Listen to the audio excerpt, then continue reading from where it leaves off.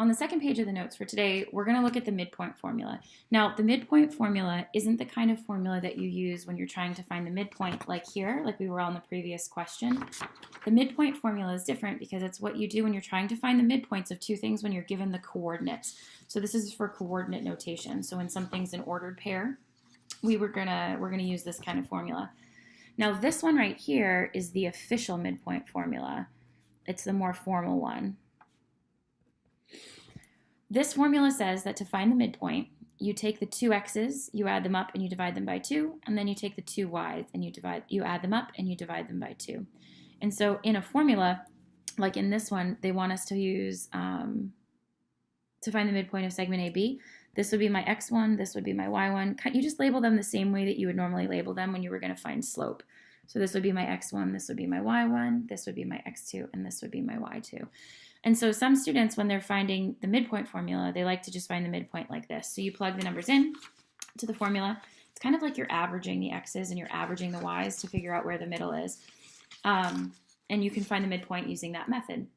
There's a second way of finding the midpoint that some students prefer to use, where they put the first point at the top and they put the second point at the bottom. They ask themselves, how many different does it take to get me from this x down to this x? And how many difference is it between this y and this y? And then whatever that difference is, they cut it in half. Think about it. It's the same thing that you're doing in this formula. So you're cutting the difference in half in a way. And so you're figuring out how many do you need to add and subtract to get here that you also need to add and subtract to get here on your y's. And then how many do you add and subtract here on your x's that you also add and subtract here on your x's to get to the new x. And so whether you decide to use this formula or this formula, you'll always find the same answer for the question as long as you use the formula correctly. So we're going to start by finding the midpoint of these segments. And so to find the midpoint on this one, you get to decide which formula it is that you want to use, whether you want to use this one, the official one, or if you want to use this one, that's a little bit of a modified one. So for the first set of examples, let's use the official formula for this one. So to find the midpoint, it says I'm going to take the two x's and I'm going to add them up.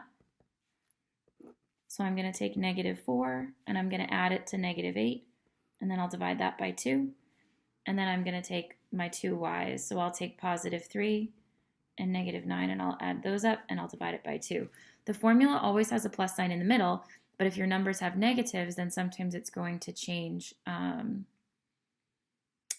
Sometimes you'll have to be careful because you're adding a negative here, so that will just change your answer a little bit. -4 plus -8 gives me -12. And then 3 plus -9 gives me -6. And then to find the midpoint, I just have to simplify both of these. So I'm going to do the division and divide them both by 2. -12 divided by 2 gives me -6. And -6 divided by 2 gives me -3. So this means that if I were to graph these 2 points on a graph, and then if I were to calculate the exact center of these 2 points, the point -6, -3 would be the point that's exactly in the middle. So A and B are the end points of this segment, and M would be the point in the middle. And you can confirm this graphically. So for B, I'm going to do the same thing. I'm going to take my x's and I'm going to add them up. So -5 plus 1 divided by 2, and then I'll do 6 plus -2 divided by 2. So for this one, let's see, -5 plus 1 is going to give me -4, and then 6 minus 2, or 6 plus -2, will give me +4. And so for this one, when I do my simplification and when I divide both of these by 2, I'm going to get that my midpoint on this one is, let's see, -4 divided by 2 is -2, and then 4 divided by 2 is +2. So that's my midpoint, or my point M. So we decided to do I decided to do these two questions using the midpoint formula, but you could have done them like this, where you wrote 1 point on the top, 1 point on the bottom, and tried to decide how many pluses and minuses were they away from each other, or how different were they away from each other. So for these next two questions, we need to be careful because when we read them, the directions are a little bit different. On this first question, on example 5, we were finding the midpoint. On example 6, they're giving us the midpoint in one of the endpoints, and we're trying to find the other endpoint. So I can't just plug these numbers into the formula because the midpoint is actually the number that goes over here. There is a way to use this formula to solve questions 6a and 6b, but most students think it's easier to do this using this formula, so I'm going to show it to you that way so you can practice it this way. So when you do number 6, They don't tell you what point A is, so that's the one that you're missing. And I'm going to write the A like this and leave a little bit of space in between the A and the parentheses, and then leave the spot to write my two numbers. They tell me in the directions that my midpoint is the point 6, 5, and then they tell me that the point B is at the point 7, 8. So I left the one blank that I didn't know, and then I filled in the 2 that they gave me, and I didn't change any of the signs. So this point is the point that's in the middle of the point that I don't know and this point. To get from 5 down to 8, or up to 8, I guess, I added 3. So whatever I did to get from here to here, I would need to do the opposite to get from here to here because the pattern change needs to be constant. So to get from 5 to 8, you add 3. To figure out what this number up here is supposed to be, you're going to do the opposite, so you're going to minus 3. Notice how when I decide what that number is, I notice that the pattern is constant. So to get from 2 to 5, you would add 3, and to get from 5 to 8, you would add 3. So you can write it right here as minus 3, or you can just think in your head about what it should be. If from 6 to 7 was 1, what would you have to add 1 to get 6? And so the answer for this one would be 5, because to get from here to here, you would add 1. So to get from here to here, you would have to subtract 1. And so that's how we come up with the answer to the question. If 6, 5 is the point in the middle of 2 points, then the point that you're looking for is this point up here. So the point A is 5, 2, and that's your answer to the question.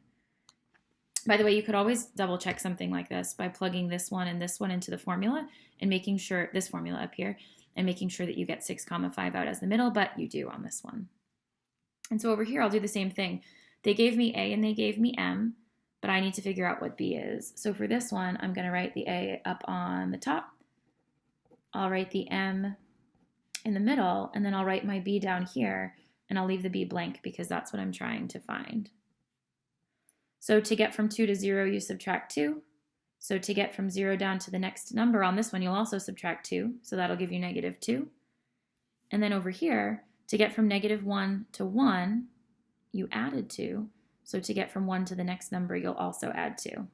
And so for this one, we would get that the other end point was at the point 3, negative 2. And again, checking this just involves plugging this one and this one into the formula to make sure that you would get this one out as the middle, and you do. So in the examples that we did here, the letter M is being used to represent the midpoint, but the midpoint can be represented by any letter. It doesn't have to be the letter M. All right. The last part of this page of the notes is just an introduction, or for some of you, it's a reminder about how to solve using the Pythagorean theorem. So a right triangle is defined as being a triangle that contains a right angle. Triangles can only have one right angle. So I'm going to write at most one right angle. Because a right angle is 90 degrees, and in a triangle there's only 180 degrees. So if it had two right angles, that would take up your 180 right there, and then you wouldn't have any degrees left over for the third angle for it to be a triangle. So triangles can have at most one right angle. Right triangles can have at most one right angle. So the Pythagorean theorem is something that was discovered and developed over time. And so it says that in a right triangle, if you square how long the legs of the right triangle are, and in the picture down here, I can show you that the legs of the right triangle are the two sides of the triangle that come together and meet at the 90-degree angle. So if you square the lengths of the legs of one side of the right triangle and the length of the leg of another side of the right triangle, it's equal to how long it is when you square the hypotenuse. So the letter C in the formula has to be the hypotenuse, which is the longest side of a triangle. It's the side that's opposite the right angle. So in this picture down here, X is the side that I'm solving for, and that's the side that's opposite the 90-degree angle, which means that has to be your C. 12 is a leg, and so it can go into your formula as being either the letter A or the letter B. 9 is a leg of the triangle, so it can go in as being the letter A or the letter B, but X has to be your hypotenuse, and so this one has to go in as your letter C. So let's see, I'm going to use A for this one and B for this one, but then X is my hypotenuse, so that one's going to have to go in for the letter C. When you're doing the Pythagorean theorem for the first time, I encourage you to write these down so that you practice writing them the right way and you practice plugging them into the formula the right way. So I'm going to say 12 squared plus 9 squared is equal to x squared. And I was careful to put the x in for the c. If you flip-flop these two and wrote them in the other order, you're still going to get the same answer to the question. So I'll square those two. And then once they're squared up, I'm going to add them together. And so if 225 is equal to x squared, I'll take the square root of both sides to get the x all by itself, because taking the square root of something that's squared cancels that out. And so I'm going to get that the answer to this question is 15. So in this right triangle, if this side's 12 and if this side's 9, then this side has to be 15 because I know that it's a right triangle. In the second example, I'm also given two numbers. They tell me that this side over here is 6 on the bottom and that this side over here is 9. Notice that the 9 is the hypotenuse, so the 9 is going to have to go in for the letter C. X is a leg and 6 is a leg. Now it doesn't matter which one of these you call A and which one of these you call B. A, B, doesn't matter. But you do want to make sure that you put them in for A and B and not for C. So when I use the Pythagorean theorem to find the third side on this triangle, a squared plus b squared is equal to c squared. I'm going to put 6 in for a squared and then put my x in for b squared, and my 9 has to go in for my c squared. So it doesn't matter which of these two you decide to write first or second, but this one has to go in for the c squared. So 36 plus x squared is equal to 81. And then I'll minus the 36 from both sides. See how solving this one's a little bit different than solving the last one was. So I get x squared is equal to 45. And then when I take the square root of both sides on this one, I have to remember the notes that we took on the previous day's lesson. 45 as a square root doesn't work out perfectly, but 45 is 9 and 5, and the 9 does come out of the square root. This is simplifying square roots that we practiced yesterday. The 9 comes out as a 3.